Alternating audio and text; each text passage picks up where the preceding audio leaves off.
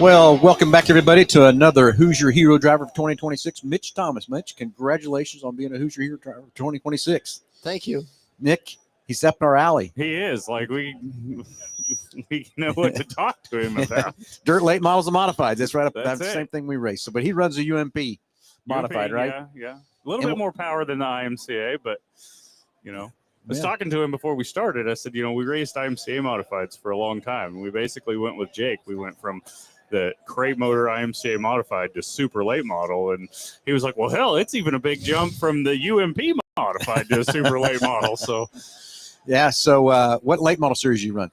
Really, no, I get my feet wet in the late model side of things, and really no series yet. So just kind of, we ran some World of Outlaw races. We've ran, anywhere. If there's a race somewhere, we'll try to make it. So what is a modified funner or is it a late model? The modified is more fun just because we can go and compete very consistently, and the late model is so hard. I mean, you can miss it by just one adjustment, and you ain't even gonna make the race. We're learning that, aren't we, Phil? Yes, we are. We're learning that very well. That, so, but anyway, so again, congratulations for the Hoosier Hero Driver. And so, what got you into racing? So my dad raced super late models back in the 90s and 2000s, and then he stepped away from it and gave me an opportunity. And I got in a go-kart when I was 7 years old, and we did that for a couple of years. And I was like, Dad, we got to do something a little bit faster here. So he put me in a UMP Modify when I was 10 years old. 10? And, 10. And I was... Hold on, did I hear that right? 10? Yeah, 10 years old. Was that legal? Like just a hot lap? Or like... No, we raced. I hot lapped one thing. It was one evening. We loaded up, went to the racetrack, and my dad's like, we'll just tag the field and get used to things. And we won my first race my first year. Oh, really? And I was really pumped about that. And it was an old car that we knew nothing about. We just put something together. And the next year, I got hooked up with Casey Burdett and Scott Bloomquist. And they built me a modified. And Casey helped me a lot, getting me up through the program, getting me up to speed with things. And then I went to Lethal Chassis for 2 years. And I've always looked up to Nick Hoffman, like a superstar in dirt racing. That's very true. Good call there. Yeah, he is really. Nick's won every modified race you could possibly think of. And I talked to Nick about getting a car. He's like, I'll do whatever I can do to help you. And he really stepped up. I mean, we went from winning 10 to 12 races a year to, this year we raced 37 nights and we won 27 of them. So that really, the last couple of years has really been a big step up to game in the modified world, just because the technology that Nick's helped me with. And, you can go to the racetrack and have fun. You're not working on stuff. You're not doing all this stuff. You go there, have fun. And, I was really stepping over in the super late model side of things, and I ended up getting hurt. Really? A job we was working, and didn't know I was hurt, and we went to run the Hell Tour, and I felt really off, and I'm here to find out my whole right side of my body was full of blood clots. They was in my brain, my heart, lungs, main artery in my neck. Okay, so what happened?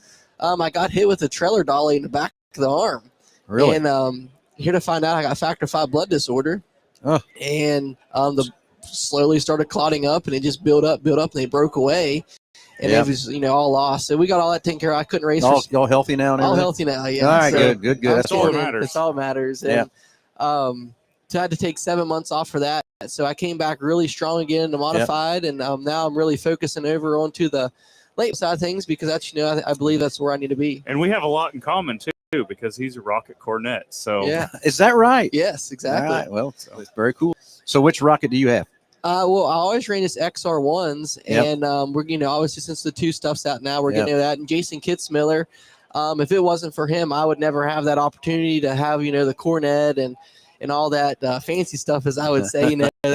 That's like, top line quality stuff, and it takes a lot to be able to have that. And Jason and his family is really, took aside, and I really appreciate for what they did for me. Yeah. So what's plans for 2026? So I'm going to go to Speed Weeks, all in the modified stuff. We're going to run the Speed Weeks. It's like a 3-week deal or whatever it is down there. And when I come out of that, I'm going to probably get in a super late model, and we're going to still run the modified stuff. I just can't get away from it. I just can't leave it go. Well, I kind of had to force the issue a little bit, Phil, with our driver. Yeah, we did. We actually, it got us enough as we parked it. Well, we tried running both cars, and it's Nick and I, and it's just a lot of work to run 2 cars at the same time and everything.